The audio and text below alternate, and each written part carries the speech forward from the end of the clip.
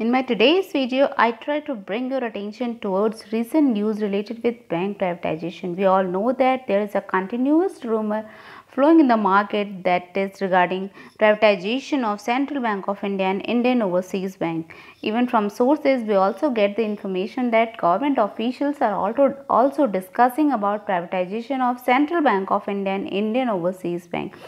Definitely, if these two banks are discussing continuously in general public, in government officials, there must be possible that these two banks are having some good things from the point of view of investors as well as some bad thing from the point of view of government. क्योंकि कोई भी investor अपना fund वहीं लगाना चाहते हैं जिसमें कि आगे आने वाले टाइम में ग्रोथ की अपॉर्चुनिटीज़ अवेलेबल हो, एज वेल एज वो अंडरटेकिंग वो यूनिट एक स्ट्रेंथ, एक हैवी, एक अच्छी यूनिट हो। वैसे ही कोई भी अगर अपना डिसइन्वेस्टमेंट करना चाहता है या अपने एसेट्स को सेल आउट करना चाहता है तो डेफिनेटली वो अपनी उसी यूनिट को सेल आउट करेगा जिसके पास कुछ वीकनेसेस हैं जो आने वाले फ्यूचर में उसके लिए एक थ्रेट का काम कर सकते हैं।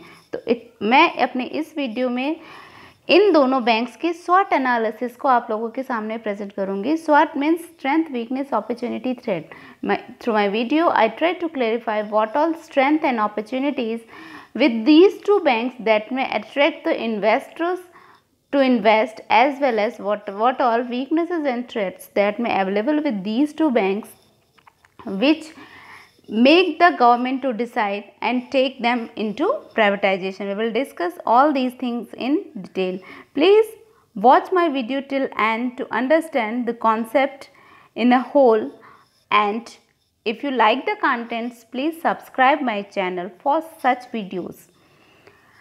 First of all, we will discuss the SWOT analysis of Indian Overseas Bank. Basically, this bank is having a lot of strength and opportunities in relation to earning per share, because the Indian Overseas Bank is having high EPS growth, means earning per share growth जो Indian overseas bank का है वो अभी के time में बहुत high है। इनके क्वार्टरली नेट प्रॉफिट का मार्जिन भी अभी इंक्रीज़ हो रहा है, एज वेल एज अगर हम ये बात करें कि कंपनी के जो बैड डेट्स हैं वो भी डिक्रीज़ हो रहे हैं, as well as increasing profit every quarter for the past 3 quarters. Past 3 quarter से कंटिन्यूसली कंपनी का जो प्रॉफिट है वो इंक्रीज़ हो रहा है। वेयर एज अभी हम कंपनी के अगर शेयर प्राइस की देखें तो वो 52 वीक्स के अपने हाइक पे चल रहा है, as well as stock gain more than 20% in a month. Stock के जो भी प्राइस इंक्रीज़ हुए हैं वो 20% से ज़्यादा एक ही महीने में इंक्रीज़ हो गए हैं। Means this bank is having a very good strength at a present time में इसके पास एक अच्छा स्ट्रेंथ है और अच्छी अपॉर्चुनिटी है किसी भी इन्वेस्टर के लिए, because highest recovery from 52 weeks low. ये बैंक ने 52 वीक का जो लोवेस्ट चल रहा था उसमें अपनी रिकवरी बहुत ही अच्छी की हुई है, as well as decrease in provision in recent results. इनके जो भी प्रोविज़न्स किए थे इन्होंने अपने बैड डेट्स के लिए, डाउटफुल डेट्स के लिए, वो भी डिक्रीज़ हुआ है। इट शोज़ कि इस बैंक के जो भी बैड और डाउटफुल डेट्स है या इधर सेटल डाउन हो गए हैं या फिर ये फुल्ली कंप्लीट हो गए, फुल्ली रिकवर्ड हो गए हैं। तो इस पॉइंट से हम देखें तो आगे के टाइम के लिए ये बैंक ये शो कर रहा है कि इसकी एक अपॉर्चुनिटी अच्छी है, इसको फर्दर कोई भी एक्स्ट्रा प्रोविज़न नहीं करना पड़ रहा है, अपना प्रॉफिट जो है उस प्रॉफिट को ये अच्छे से बैंक इंजॉय कर सकता है। तो this strength and opportunity definitely में attract the private investor to invest in these bank and purchase the share of these two banks, as well as why the government may deciding or why the government may plan to privatize this bank. Definitely this bank is having some weaknesses and some threats for coming years. Weaknesses we consider it may include rising other income and low operating income. इस bank की other income बढ़ रही है, means income from other sources जो भी हैं वो increase हो रहे हैं as compare to operating income. किसी की भी अगर ऑपरेटिंग इनकम इंक्रीज़ होती तो हम कहते हैं कि ये कंपनी या ये अंडरटेकिंग अच्छा काम कर रही है, बट दिस जो भी इनकम इंक्रीज़ हो रही है ये इनकम इनकी अदर इनकम है, not direct income from operations. तो इसलिए this is a kind of weakness, क्योंकि जो काम हम कर रहे हैं उस काम की अर्निंग मैटर्स, और जो काम हम कर रहे हैं लेकिन वो जो हमें अर्निंग हो रही है लेकिन वो किसी दूसरे काम से हो रही, तो that earning is for short period of time. High PE with negative ROE means price earning जो है इस बैंक की हाई है, बट रिटर्न ऑन इक्विटीज जो है वो नेगेटिव में जा रहे हैं। मतलब जो इक्विटी शेयर होल्डर्स को जो भी रिटर्न मिल रहा है वो कंटिन्यूसली नेगेटिव में मिल रहा है। Declining net cash flow, company is not able to generate net cash. जो नेट कैश होता है, नेट कैश भी कंपनी जनरेट नहीं कर पा रही है। Then book value per share deteriorating for last 2 years, जो भी इस कंपनी की बुक वैल्यू है वो लास्ट 2 ईयर्स से बहुत अलग है, मतलब जो एक्चुअल में थी उससे बहुत ज़्यादा डेविएट कर रही है। तो ये कुछ वीकनेसेस हैं। As well as stock price high means P ratio is more than 40, तो स्टॉक का प्राइस जो है वो बहुत हाई जा रहा है। Increase in NPA in recent, NPA means non performing assets, इन बैंक की नॉन परफॉर्मिंग एसेट्स भी कंटिन्यूसली इंक्रीज हो रहे हैं। तो these are weaknesses and threat, जिसके कारण गवर्नमेंट ये डिसाइड कर सकती है कि हम इस बैंक को प्राइवेटाइजेशन में डालें, क्योंकि ये वीकनेसेस और ये थ्रेट ऐसे हैं जो आने वाले ईयर्स में गवर्नमेंट के लिए मे भी एक बर्डन का काम करें और गवर्नमेंट को सारे भी इनके बैड डेट्स को मैनेज करना पड़े, या सारे भी जो भी एनपीएज हैं उनके लिए इन बैंक्स को एडिशनल फंड प्रोवाइड करना पड़े for smooth and proper running. तो इट मे बी पॉसिबल कि इन वीकनेस और थ्रेट से ओवरकम होने के लिए हमारी गवर्नमेंट ये डिसाइड कर सकती है कि इस बैंक को प्राइवेटाइजेशन में डाला जाए। वैसे ही अगर हम सेंट्रल बैंक ऑफ इंडिया की बात करें तो सेंट्रल बैंक ऑफ इंडिया के पास भी बहुत ही अच्छा स्ट्रेंथ ऑफ अपॉर्चुनिटी है, means rising net cash flow and cash from operating activities. इसका जो नेट कैश फ्लो है वो इंक्रीज हो रहा है और जो ऑपरेटिंग एक्टिविटीज़ से भी कैश इनकी अर्निंग हो रही है, means this bank is earning from the operating activities, जो कि अभी स्टार्ट हो गई है अर्निंग, तो डेफिनेटली इट में increase in coming years. Company with low डेप्ट, कंपनी के पास डेप्ट बहुत कम है। डेप्ट मतलब किसी के ऊपर उधार जो है वो इस कंपनी का बहुत कम है।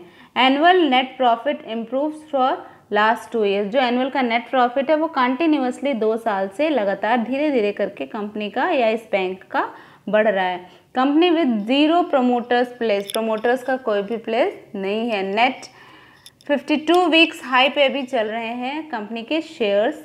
तो कंपनी को हम ये कह सकते हैं कि ये जो हमारी बैंक है सेंट्रल बैंक ऑफ इंडिया, इसके पास कुछ अच्छे स्ट्रेंथ हैं जो कि नियर फ्यूचर में अगर इसी तरीके से मूव करते रहें तो ये स्ट्रेंथ को बहुत ईजिली कोई भी इन्वेस्टर इनकैश करवा सकता है। वहीं अगर अपॉर्चुनिटी की बात करें तो highest recovery from 52 weeks low, 52 weeks low के लिए लो को अगर हम कंपेयर करें तो अभी इनके जो शेयर प्राइस है उसमें हाईएस्ट रिकवरी हुई है। RSI indicates price strength, RSI भी इंडिकेट कर रहा है कि इनके प्राइस में एक स्ट्रेंथ है जो कि आगे जा कर के इट मे बी पॉसिबल कि और भी इंक्रीज होने के चांसेस हैं। Means these are strength and opportunities that is very beneficial from the investment point of view। अगर कोई इन्वेस्टर देखता है तो वह हमेशा ऐसी जगह इन्वेस्ट करना चाहता है जहाँ पे डेप्ट कम हो, जिसकी अर्निंग इंक्रीज हो रही हो, अर्निंग ऑपरेशंस से इंक्रीज हो रही हो और अभी उसकी पोजीशन अच्छी हो। अभी अगर पोजीशन अच्छी होगी तो डेफिनेटली अगर थोड़ा उस पर वर्कआउट करेंगे तो पोजीशन और भी अच्छे होने के चांसेस हैं। इसलिए अगर हम प्राइवेट इन्वेस्टर की बात करें तो वो हो सकता है कि सेंट्रल बैंक ऑफ इंडिया में इंटरेस्टेड हो अपना फंड्स इन्वेस्ट करने में, ताकि उनको नियर फ्यूचर में अपॉर्चुनिटी को यूटिलाइज करके अच्छा बेनिफिट अर्न कर सके। वहीं इनके क्या वीकनेसेस या क्या थ्रेट्स हैं जिसके कारण गवर्नमेंट हो सकता है ये डिसाइड करे कि इस बैंक को प्राइवेटाइजेशन में डालना है, तो उसमें high interest payment compare to earnings. चूँकि ये बैंक अर्निंग्स तो बहुत अच्छा कर रही है लेकिन ये इंटरेस्ट पेमेंट भी बहुत ज़्यादा कर रही हैं, जो कि एक तरीके का एक्सपेंडिचर है। Decline in net profit with falling profit margin, जो इनका नेट प्रॉफिट है वो प्रॉफिट मार्जिन से डिक्रीज हो रहा है। Decline revenue every quarter for the past 2 quarters, revenue जो है इनका पास्ट 2 क्वार्टर से डिक्लाइन हो रहा है। Book value per share deteriorating for last 2, book value इनकी भी जो है वो लास्ट 2 ईयर से डिटोरिएट करती जा रही हैं। तो हम इस तरीके से बात करें तो कंपनी अच्छी है लेकिन कंपनी के पास कुछ ऐसे पॉइंट्स हैं जिस पे कंपनी बहुत ज़्यादा वीक हो रही है, जैसे inefficient use of capital to generate profit. Company ने अपने कैपिटल को बहुत अच्छा यूज़ नहीं किया है जिससे कि प्रॉफिट उसको मिल सके। मीन्स कंपनी की जो अवेलेबल कैपिटल है उसको बहुत अच्छे से यूटिलाइज नहीं किया जा रहा है। वहीं अगर हम थ्रेट की बात करें तो कंपनी के प्रॉफिट टू लॉस कंपनीज है, कंपनी प्रॉफिट से अब लॉस की तरफ मूव करती जा रही है। D growth in revenues, profit and operating profit margin in recent results, अभी के जो रिजल्ट्स हैं वो ये बता रहे हैं कि कंटिन्यूसली इनके रेवेन्यूज, प्रॉफिट और ऑपरेटिंग प्रॉफिट मार्जिन जो है वो डिटोरिएट कर रहे हैं या डिक्रीज होते जा रहे हैं।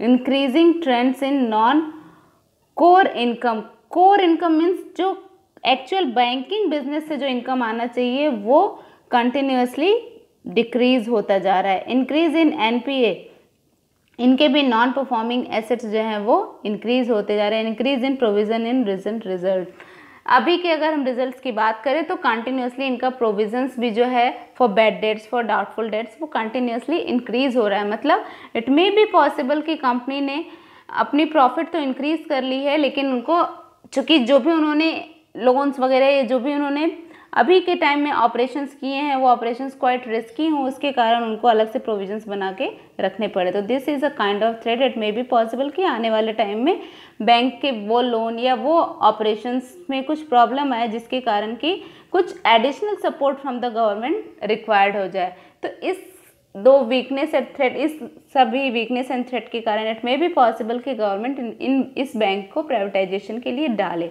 बट अभी तक कोई भी क्लैरिफिकेशन गवर्नमेंट के साइड से नहीं आई है कि कौन से बैंक को प्राइवेटाइज किया जाएगा। We have to wait for monsoon session, हो सकता है उसमें इसके रिगार्डिंग कोई भी डिसीजन गवर्नमेंट के साइड से आ जाए। अभी तो फिलहाल मर्जर की भी बातें चल रही हैं, किसी बैंक की प्राइवेटाइजेशन की बात चल रही है।